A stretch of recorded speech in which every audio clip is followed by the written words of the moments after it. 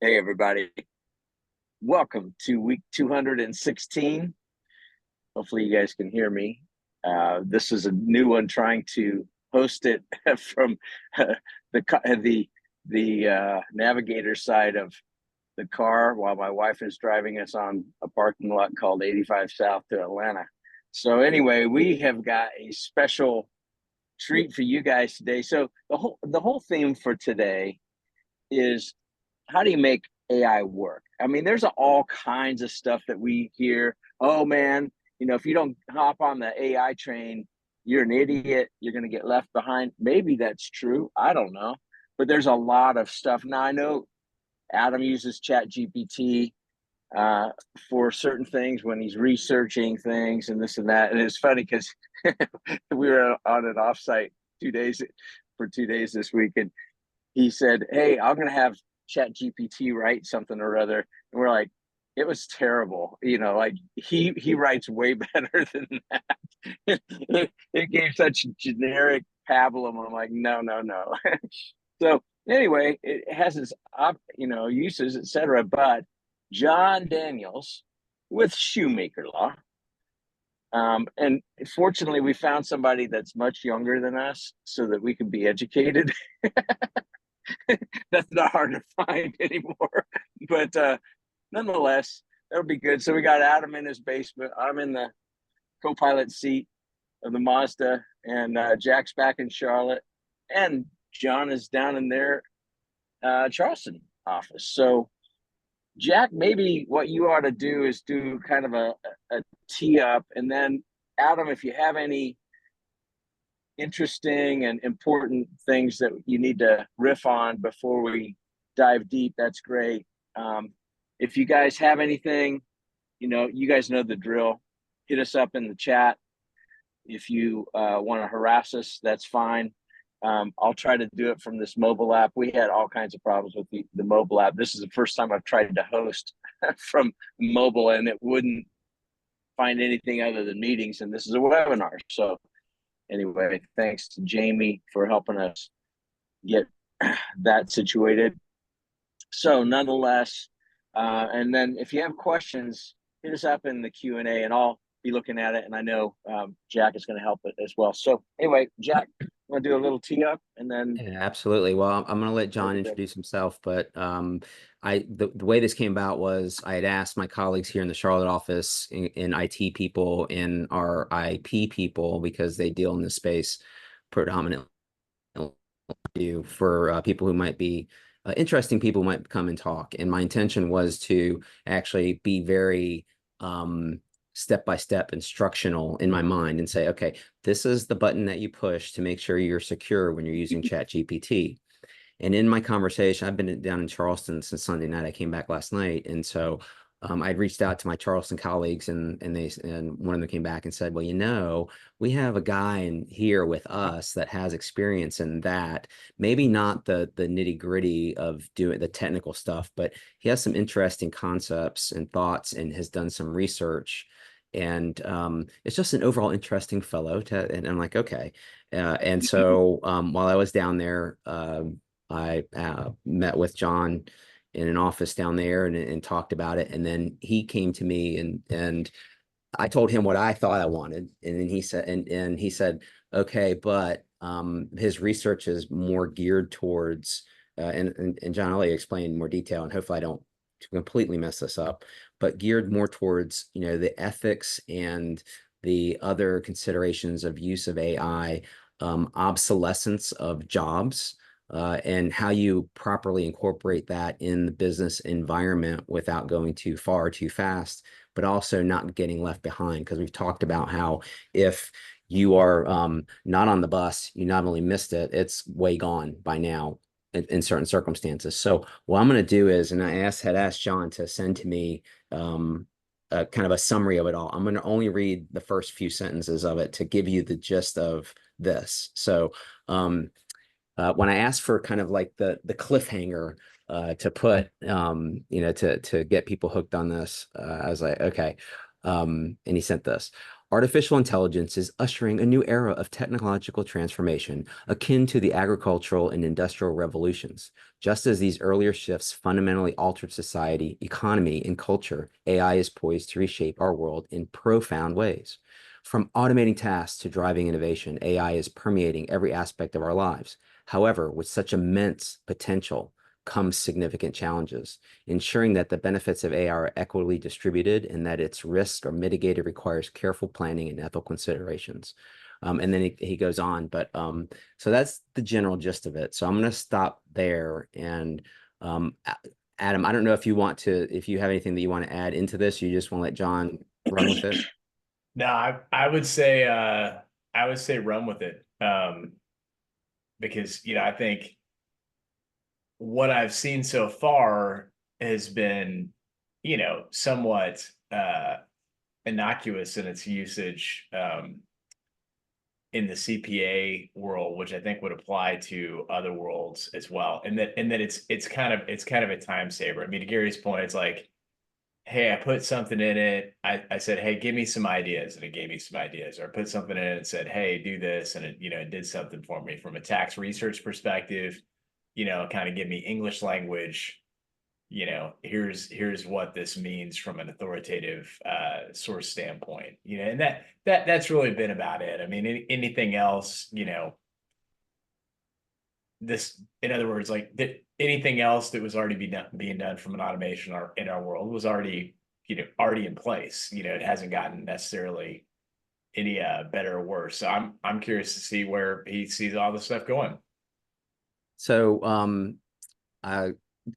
John, I'll let you introduce yourself, and I'll start out with saying, first of all, thank you for your service, and please include that in your executive summary about yourself. You know me too well. Hey guys, John Daniels here. Pleasure to be here. I really appreciate you including me in this conversation, and I hope that that's how this goes. I want it to be a conversation, not a presentation. But yeah, so I graduated from the Citadel in 2015, commissioned as an officer in the Army, served in the 82nd Airborne and the 75th Ranger Regiment, went to Afghanistan a few times, learned a lot about the world there.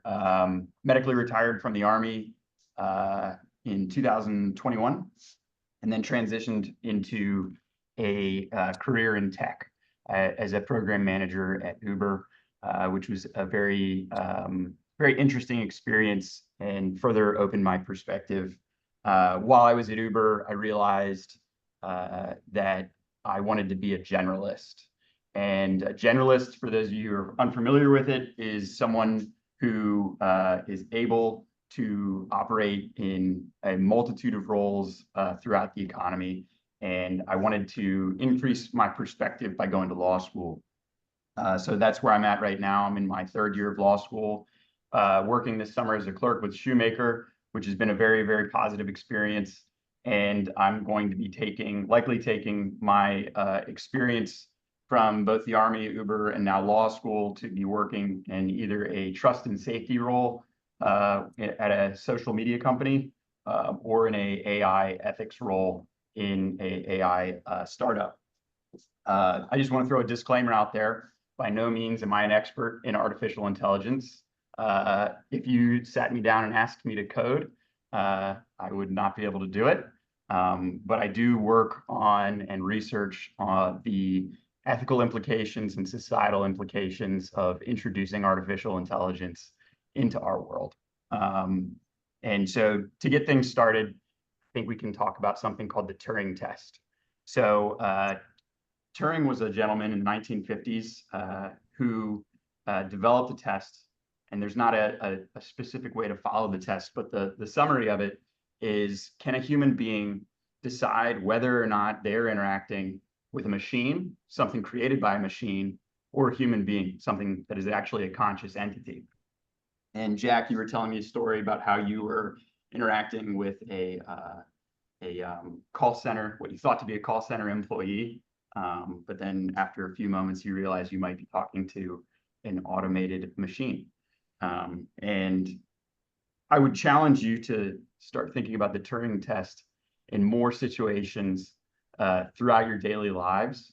than you might if you didn't have exposure to what the test is, because you're interacting with artificial intelligence all the time. You just don't consciously acknowledge it. The algorithms for the content that you ingest on social media are using artificial intelligence. The way traffic is formed in many places uses artificial intelligence. The way that cars are being designed to drive around on our roads with automated vehicles like Tesla, automated taxi services like Waymo, all use artificial intelligence to navigate the material world around us. And so it's easy for us to diminish the impact of artificial intelligence when we use ChatGPT and it gives us kind of soft, maybe not perfect responses. But the development of this technology is exponential, and we are just starting to surf the wave. I think that the ethical implications of artificial intelligence are likely the most important thing to be worked on in the coming decades. The growth will be at such a rate, in my opinion, that our political system as it's designed won't be able to adequately keep up with regulations to ensure that it is used appropriately. So the reliance kind of falls on the developers. And that's where I want to end up working in the long term. But I want to bring in some concepts to see how you guys react to AI being in your everyday life. So we brought up social media algorithms. I just want to throw a vignette out there. Imagine you're reading a book on your Kindle, and the Kindle has a face recognition algorithm in it that will be able to know your exact emotional desires or impacts as you read each word and every sentence. And based off of the emotional reaction, the algorithm creates the next sentence to ensure that you have a continued emotional response to what you're reading. Do you want to read this book? Just right now. How does that make you feel? No. You don't want to read this book. Manipulated. Yeah. Like I can't take the ups and downs. Like I need a little up and down in my beach read. But so if the algorithm is able to learn that about you, would you not? So go ahead. That would be interesting. You know, it would be interesting. Yeah. I challenge you to perceive your social media in the same manner, because the content that is being generated for you as you scroll through social media is being based off of your emotional reactions to it. That's something that, as it stands, is already out there.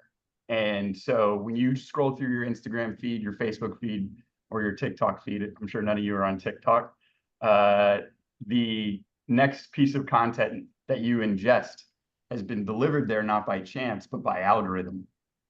And so whether or not it makes you feel angry, sad, happy, is by design from an algorithm. And the neuroscience within us is actually being triggered by an external source. So we have algorithms basically having the ability to influence people's emotional state. And if there's is the input how many seconds we're on, like we pause, is it the love? I mean, because but it's not actually looking at us. I mean, it is, but I mean, are we there at a point where it's activating the camera and watching us kind of thing, or not yet? So I won't speak to specific platforms, algorithms, mostly because those are kept confidential by the corporations themselves. But the capability to do that does exist. The capability to determine someone's emotional reaction based off of content that they're ingesting exists. So I need to cover up my camera when I'm reading stuff. Well, And the microphone. You know, like, or just read a paper book. You could just read a paper book. So these are all like different ways to interact with content, right? I prefer paper books. not Me too. necessarily because of the potentiality of an algorithm in a Kindle, just because I like the material in my hands, right? But think of your children. They're going to be coming up in a world where Kindle is more prevalent than a paper book. They're going to be coming up in a world where access to the digital world as opposed to the material world is easier and more encouraged. So the conversation about algorithms and about artificial intelligence and the ethics in which we choose to roll them out isn't just user based. We can all make these conscious choices to interact with technology how we see fit, but there are larger societal implications. I challenge you to think of this as you walk into the grocery store and you see different packaging that has been specifically designed based off of human psychology to encourage you to purchase that product. It's how our system works. And so like the specific packaging that each product has, or each advertising, each piece of advertisement that you've ingested, whether it's a billboard, TV commercial, or whatever, has been psychologically designed for you to purchase an end product, to consume that product. We're now going to be interacting with, in the digital world, the same concept, except the flash to bang is much quicker, as opposed to ingesting over a long period of time content that influences you to execute a net outcome, purchasing the product. The interaction will happen like that. People who are operating on social media are influenced to purchase things based off of designed algorithms that encourage them to drift in a certain direction for product choice. And so like that's something that we all should be aware of operating in any economy. John, will you share the what you shared with me, which is the attention span relative to generation, that how much smaller it's getting generation to generation? So don't quote me on the exact numbers here. I haven't looked at this study in a moment, but it is peer reviewed that attention spans are being reduced generationally. So the boomer generation has, I think it's at least a 90-second attention span.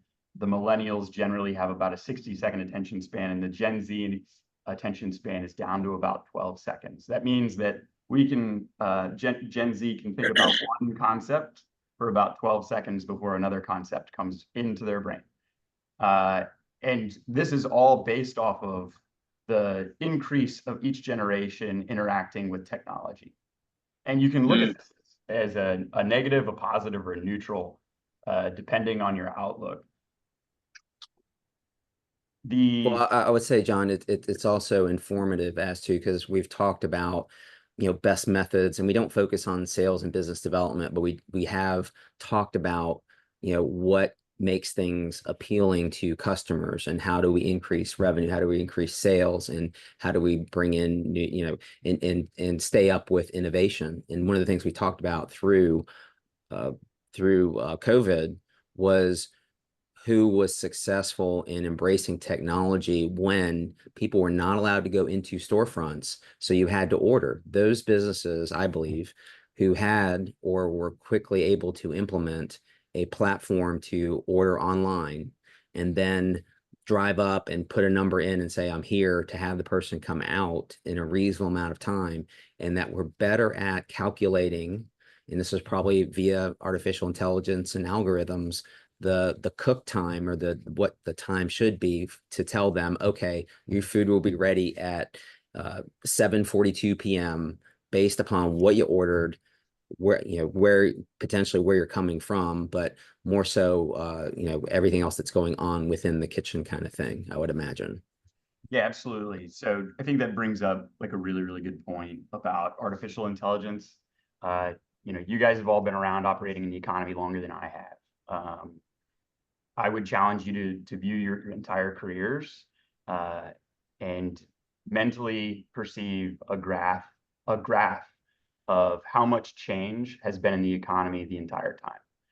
Correct me if I'm wrong, but my assumption would be that in the last 10 years, you've seen more change in our economy and in our society than at any other point in your careers. If I'm correct in that assumption, I would challenge you to also understand that the growth of artificial intelligence is exponential, meaning that we are on a huge increase. And in the next 40 years, the economy will not be what you perceive it to be today. And I think that that's like very important to understand, because your adaptability and your ability to change with the times will determine whether or not you can continue contributing to the economy. Being a generalist and being a person who can adapt to different roles and different expectations is an asset, in my perspective. Hey, John, Yeah. we got an interesting comment in here from Matt, and he says, "Hey, what's the relationship between this attention deficit research data and recent findings on enemy and NUE, which I don't know what those are, in work engagement and in recruiting top talent and careers?" Any thoughts? I would have to admit I'm not familiar with what Matt's talking about. If he's got some more context, I'd love to look into it and see. But Do you mean generally speak? I don't know what those platforms are either, but as far as the attention deficit research data, meaning this, lack of attention or reduced attention, and how that might impact, and you may not have this data or this knowledge, but I think the question is, how is it impacting recruiting people and maybe recruiting methodology? So you have to adapt to, and I would think embedded in that question is, adapting your own expectations as an employer. So he says anomie is estrangement from work and ennui is boredom. Yeah, so I would kind of reframe it. I think we can look at changes as it's easy for us to look at change as a negative. But this all comes down to like your ability to perceive things as they are, not based off of your memory. I believe that you can look at the reduction in attention span as a net negative. And I think that's the habituated response to look at the attention span. So I'm in law school right now. We use the Socratic method and we learn in a very linear manner, meaning that we like read books. The information that we are putting into our brains and memorizing is ingested in a linear manner. In order to do that, you need to have a long attention span. Artificial intelligence is inherently nonlinear. It operates off of complex algorithms that are identifying patterns and relationships in a way that we cannot do by reading a book or using the Socratic method.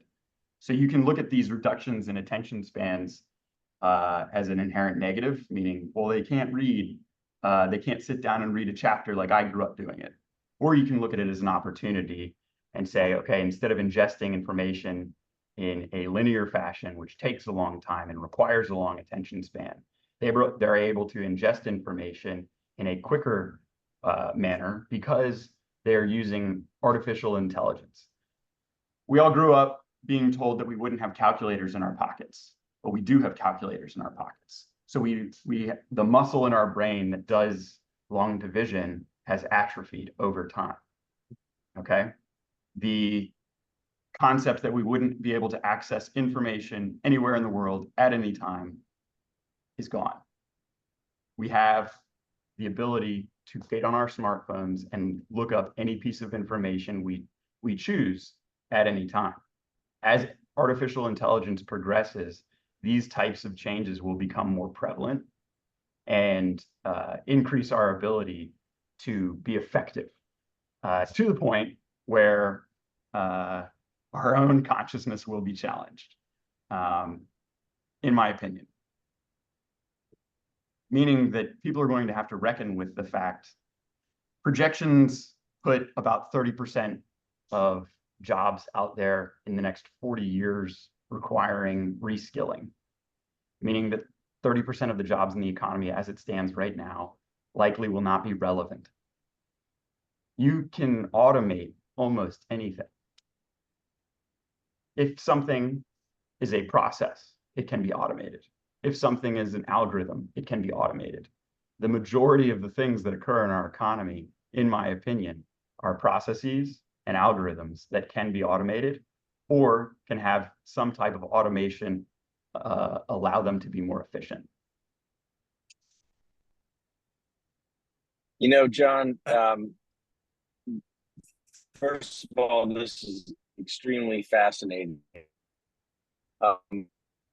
There are, here's an interesting observation this week. So we were in our 2-day offsite on Tuesday and Wednesday, and our youngest partner, who's on our leadership team as well, she's still, I don't know, early 30s, I guess, at this point. But she was talking about she does digital Sabbath every Sunday, and that she kind of wishes she grew up in the Renaissance period where you could just ride horses or read books. And like, this is from our youngest partner, which I think is really interesting. And she said that with her kids and all that, she's like, no screen time on Sundays. And I've been hearing this more from, you know, the early 30-somethings and even late 20-somethings that I interact with, that they are consciously realizing, hey, I need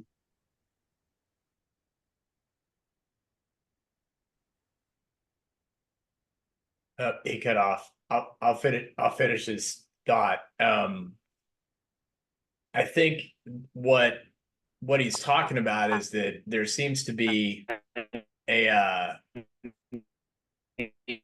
as people are thinking more about mindfulness and things. Oh, he's still talking. Wish I could figure out on Gary, mute for a second.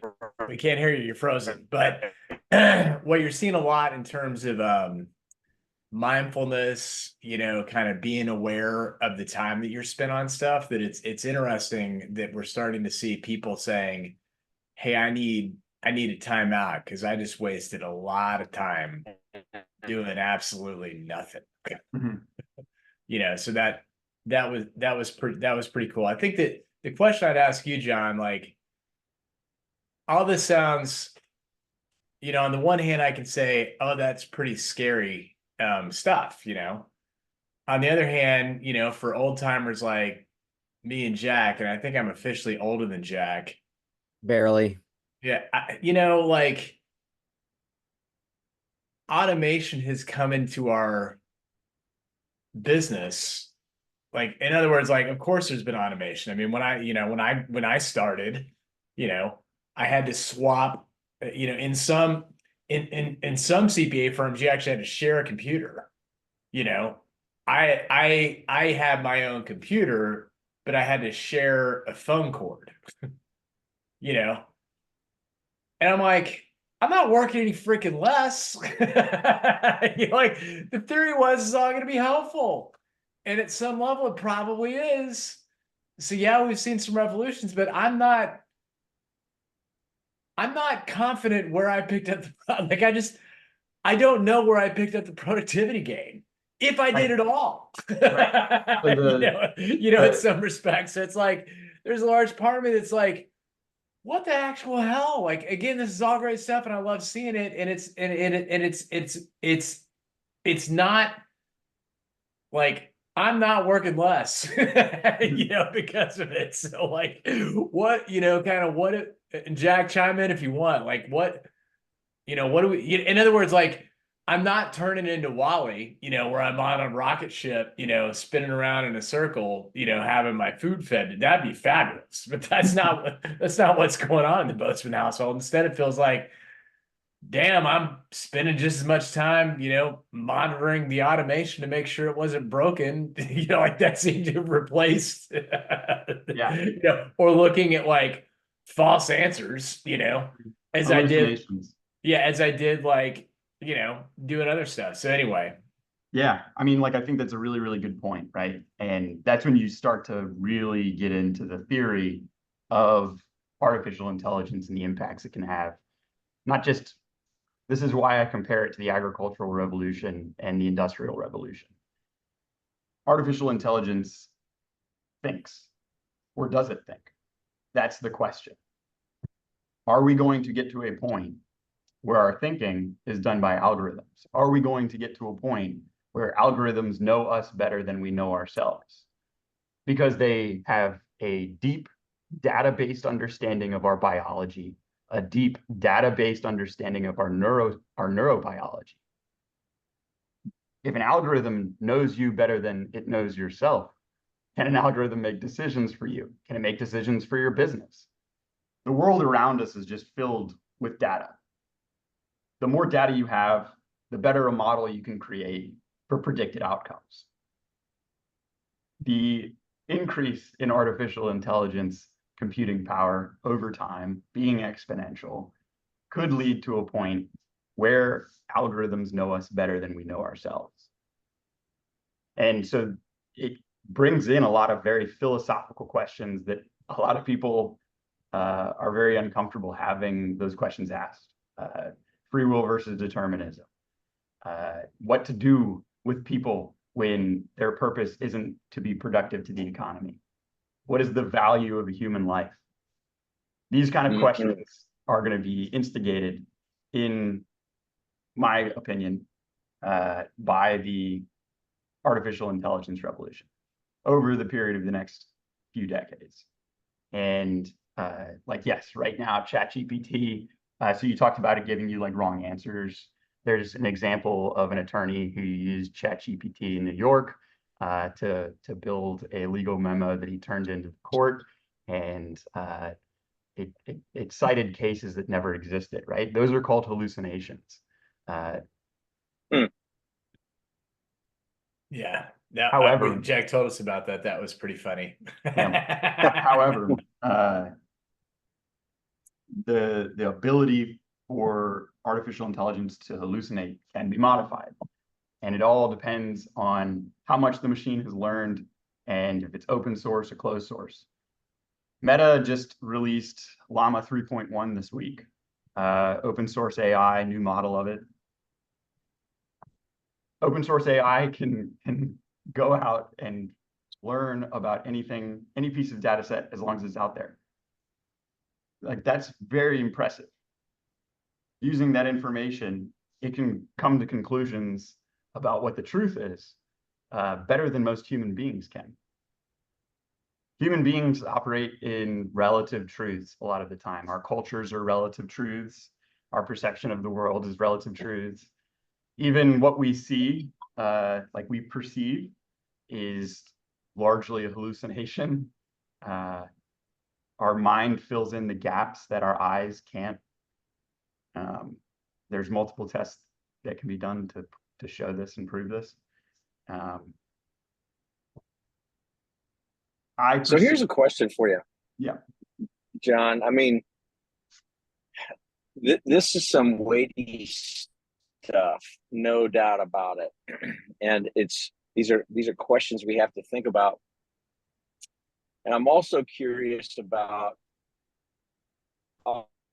so as we ponder these things, we still have widgets to get out the door. We have, briefs needing to be filed, all kinds of things. Where are you seeing some of the most productive tools or implementations, I should say, of enabled AI, like what Jack was talking about, where he's on the phone thinking he's talking to a human, and 2 minutes into it realizes, oh, wait a minute, this is a computer, I've been duped. But he still got his service when he needed it, and that sort of thing. So, and I know Gerald Broussard, who is one of the founders of Administaff, now it's Insperity, he's on here all the time, and he has an AI administrator, like a note taker.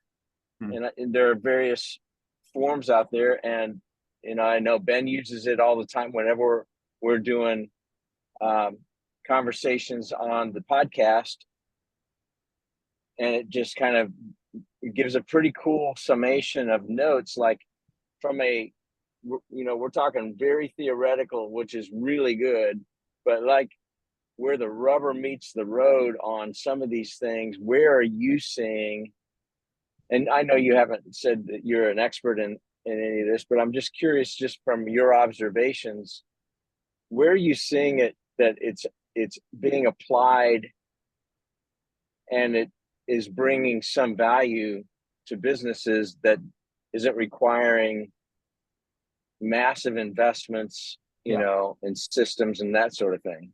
I'd say, first of all, database decisions. I don't know how much anybody here incorporates database decisions into their business. In the tech world, most decisions, if not all decisions, have data involved in the decision-making process. And like I said earlier, the more data that you can input, the more variables that you can control, the more accurate your model is. And so I would say, like, using even ChatGPT or Google Gemini or Llama, any of these can set you in the right direction. If I was owned any business right now, the first thing that I would do is pause, take a big deep breath, realize everything's going to be okay, step back and look at my business. And I would come up with a description of my business. I would put the description of that business into ChatGPT, Gemini, Llama, whatever. And I would say, where can AI fit into here to help me with my processes to ensure that I'm saving the most time, saving the most money, and maintain a positive outcome, a positive net product. That simple Ooh, interaction that's right good. there, I like that. that simple interaction right there can start you down the right path. Because my assumption would be that the AI is going to come up with a really well-crafted answer and allow you to make choices based off of options it gives you. Beyond that, if you want to take it a step further, if you already work with data in your business, start analyzing that data with artificial intelligence. Take the data that you have, for whatever decisions you're making, whatever processes you're driving, and engage with artificial intelligence on how to make those data points, those metrics, more positive for your business. And I think the best way to think about this is as abstractly as possible. If you can think outside the box with artificial intelligence, then artificial intelligence is your tool. If you're just using it to get tasks done, that's great. Like, when I study for finals, I study for maybe like 4 hours tops. And it works for me because I'm able to input the data set, the information that I need to learn, and have a conversation with artificial intelligence about the content I need to ingest and memorize in order to go take the test. It's a lot easier than just going through my notes, trying to memorize through note cards, because it knows, especially ChatGPT, which has a memory now, it knows how I work. It knows how I like to ingest information. So, I mean, there's a multitude of ways that you can apply this. Like, yeah, I don't write my own emails. That's all well and good. And you might say, oh, then you're sending out bad emails because I've seen ChatGPT send out bad emails. No, I've just learned how to develop the appropriate prompts. And the thing is, oh, I don't know how to develop the appropriate prompts. Tell ChatGPT, I don't know how to develop the appropriate prompts. This is the net outcome I want to achieve. What kind of things do I have to say to you in order for you to help me achieve it? Use ChatGPT as another human and a tool. Understand that it is like a conversational thing. If you interact with it conversationally, you're going to have a better net outcome, in my opinion. Yeah, I'm curious too. You know, you talked about we have atrophy in our brain when we're not using it. So long division, complex calculations, because calculators in the TI-30s back in my day and beyond, right? How do we, I think we have to be careful to not rely so heavily on some of that we lose our own critical thinking skills. One of the reasons I write everything myself is, one, I like to do it, but I use Grammarly, which uses AI for looking at spell checking, but beyond that, more grammar, proper grammar, proper punctuation, and it still gets stuff wrong. It fights at times with Word, but you then can make a decision. So I like using it for that kind of stuff. But the critical thinking skills, one of the things that in that example that I talked about with Adam, where he goes, "Hey, I'll just ask Chat GPT," and within seconds, boom, he has this, but it gave a very generic pablum typical answer, but we are not typical. We think completely outside of the box in our industry, and we don't want to be like everybody else. And I think that's one of the things that I would say to every business owner listening to this. It's your job to look for differentiation in the marketplace, and maybe artificial intelligence can help you do that, but you can't abandon the critical thinking skills required and look for differentiation that's genuine for you and not being told and molded into something that is kind of mainstream of like everybody else, because you'll just get lost in the sea of sameness. Any thoughts on that? Yeah, I mean, I think that you're already seeing, so like what you're describing is what I like to call a cultural flattening effect. And you're already seeing that throughout the world, just with the introduction of social media. If you go to a coffee shop in New York City, it's going to look a whole lot like a coffee shop you see in Charlotte, and it's going to look a whole lot like a coffee shop you might see in Bali. I'm not saying that there's not examples of coffee shops that don't look like that, but the cultural flattening that is occurring is based off of what is palatable to people. So people see things that they are comfortable with and they are attracted to them. We are all very, very similar in that fact. When things like that happen in the economy, I mean, we see it everywhere we go. Dollar Generals, Walmarts, all these things. There's a flattening effect. The diversity of what is offered is reduced. It's happened just by the nature of our economy, a growth-based economy. Without growth, our economy doesn't work. And you're seeing it even more because the digital space is so influential and commandeers the market so much. People make more money if they're digitally entangled. I think that it's important to still rely on your own agency and intuition. There's something very unique and special about a human being's emotions. And that will always likely be the case. But I also think it's important to understand, this is where I lose a lot of people. I think it's also important to understand that even at the end of the day, a lot of our intuition and emotions are based off of internal and external stimuli, because we are also operating on an algorithm. Every emotion that we have, every piece of intuition that we have is based off of a chemical or electrical response that occurs within our body, based off of learned memory or genetics. They made 2 movies about that. Disney did, right? Wasn't there one that came out? Was Inside Out? Is that the name of it? Right? Yeah. The emotion. Yeah. Okay. Yeah. Sorry. And then even beyond that, the way we think about the way that we think about ourselves is inherently different than the scientific reality. We think of oneself, but there's 2 sides of the brain, and those 2 sides of the brain interact with the world in much different ways. Whether you're writing or speaking, you're engaging with 2 sides of the brain. So the content that you actually put out into the world might be different when you say it versus when you write it. So I think it's important to have, if you're going to interact with artificial intelligence in a truly innovative way, the best thing you can do is learn as much as you possibly can about yourself, both your psychology, the learned experiences that you've had in your life, but then also like the neurobiological side of yourself. What by nature and nurture exists within you that causes you to make the decisions that you make. If you do these things, I think, it's my opinion, that your interactions with artificial intelligence will enhance your life. because you understand the level of your own agency in the interactions that you have with artificial intelligence and the content that's out there in the digital world. Because the evolution that we have as human beings is still genetically the same as what we had as hunter-gatherers.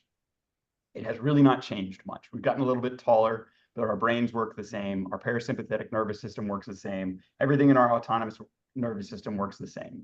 And so instead of engaging with content that is hunter-gatherer content, the real world around you in nature, we engage now with digital content.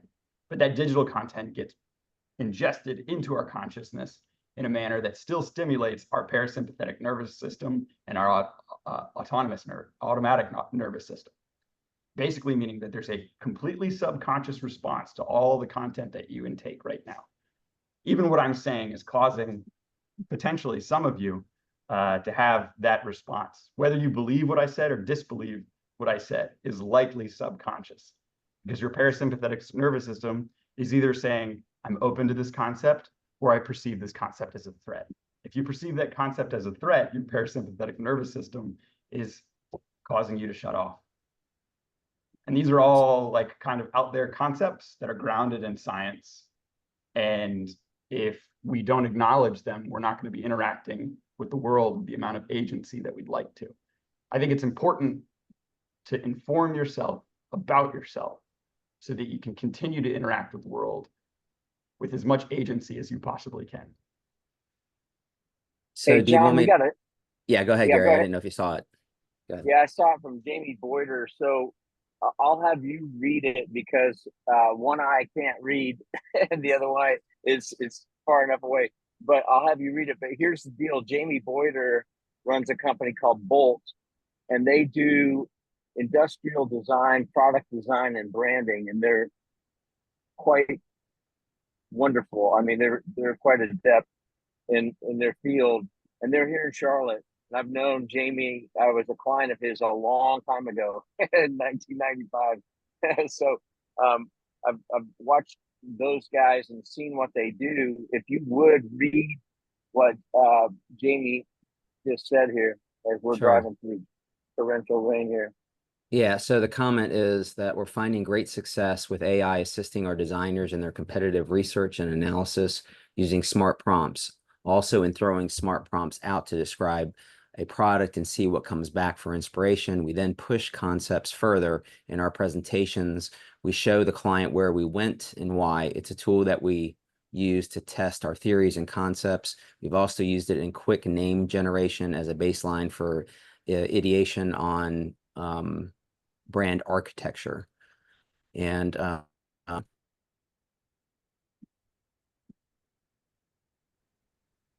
Oh, Jack froze. Okay, yeah, I'll sorry about finish. that. Yeah, go ahead. Well, no, it completely reset and came back, so I lost it. Okay. Go ahead. Then he said, or new product nomenclature. And at the end of the day, though, we push it back against the design criteria for final analysis, and then and choosing where we go. Yeah, I mean, I think that is an example of a really like, especially for 2024, implementing AI in a really positive manner.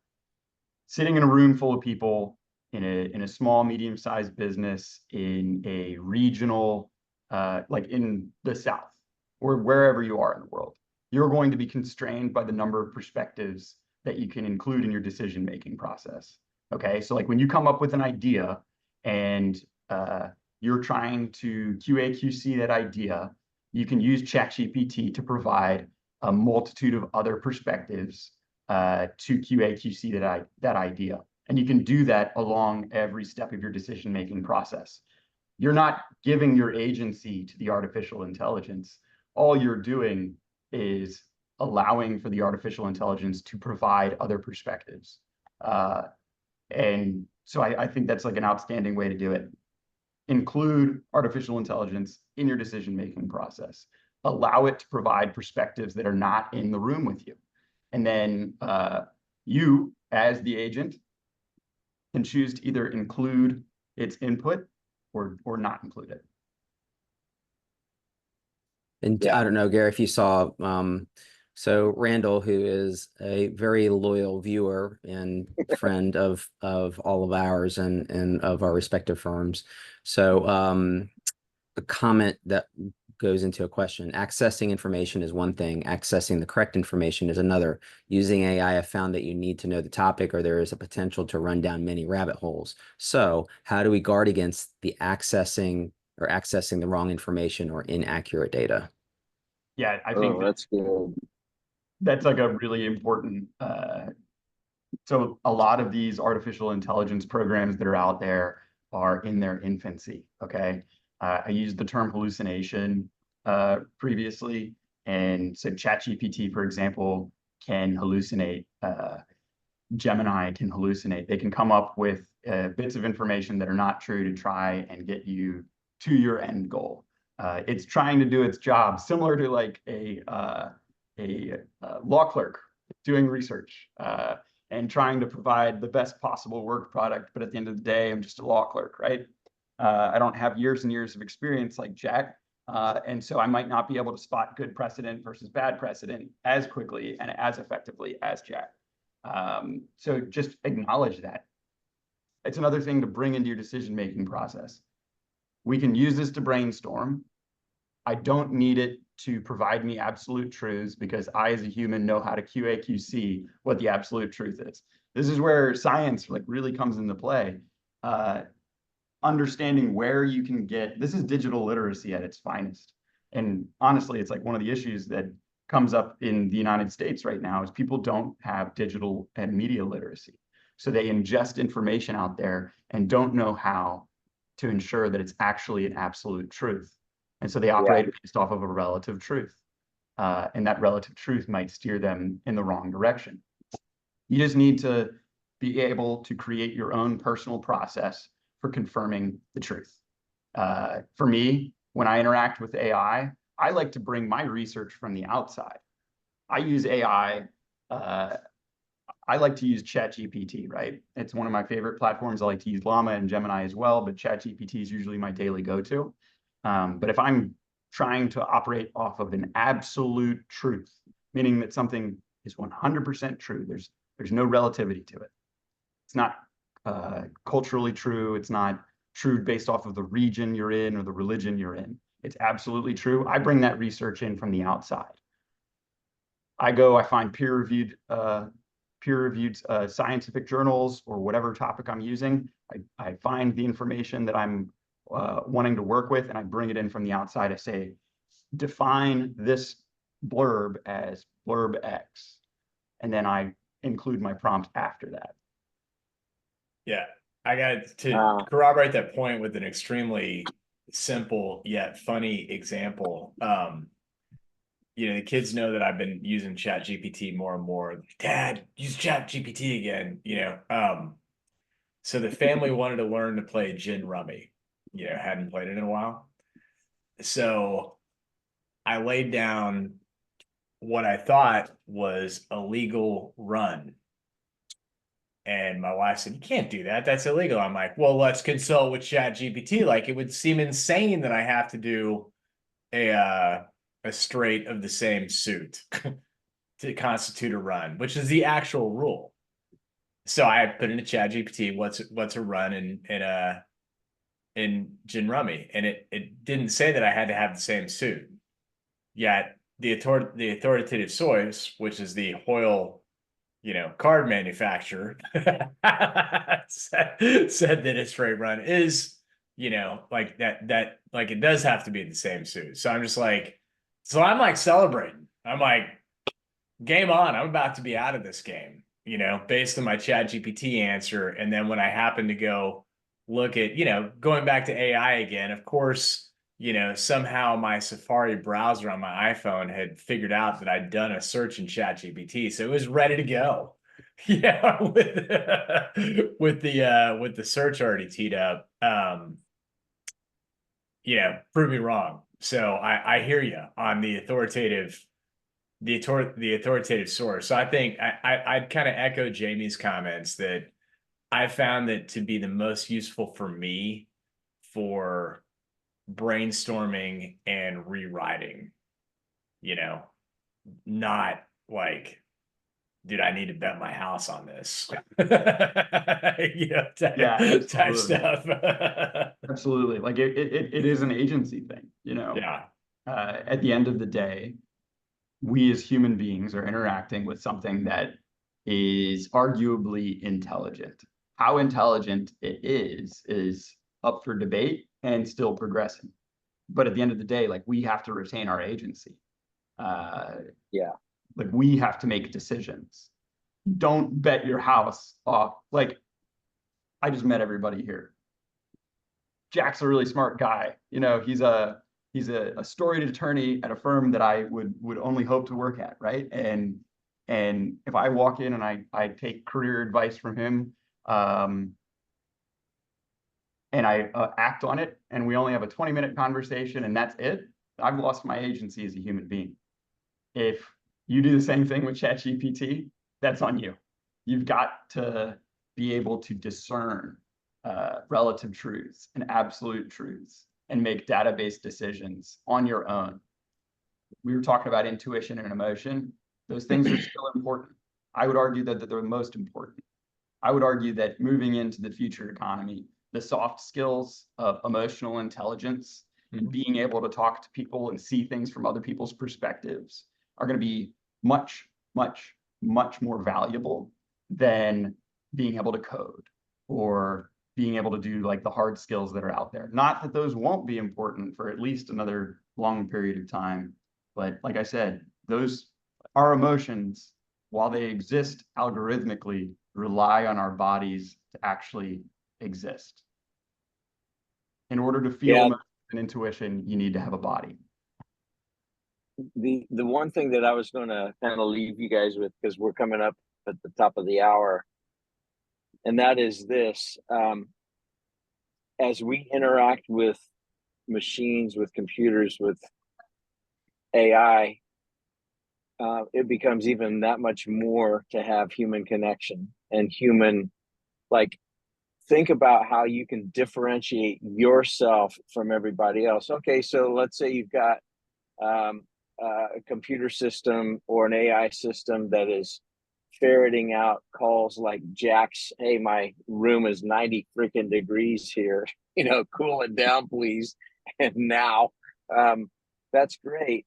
But then think about how much further it would be if you actually got a call from a human, or when, as a follow-up, or when the service tech actually rolls in, he actually has some personality and says, yeah, hey, you know, we got your information. Sorry about that. Hopefully we got you cooled down in time, or whatever. Those soft skills are going to, just think about the, what used to be standard operating procedure of please and thank you and courtesy 20 years ago, 30 years ago, 40 years ago, is kind of uncommon now. So, you know, back to the making AI work, don't forget to do the work yourself as well on the stuff that it can't do. Absolutely. And, you know, you can't predict the future. You can make database models about the future and try to predict the future, but even then there's still variables that you can't account for. So like, as all this stuff progresses, I think the mindset, whether you're operating as a private individual or a business owner, the mindset that you need to have is not fear of the future, but how are you navigating the present? And if you can adopt that mindset, I believe that you will be one of the people who's ahead of the game.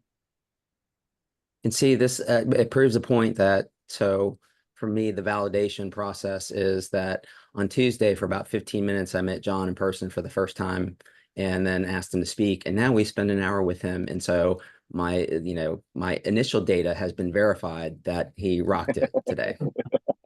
Yeah, good job, John. Thank you for jumping into the romper room with us today. We appreciate it. For anybody that came on late, it looked like a lot of people were on kind of from the very beginning, but this will be back on the BGW CPA YouTube channel later on this afternoon, and Shoemaker has a similar YouTube channel.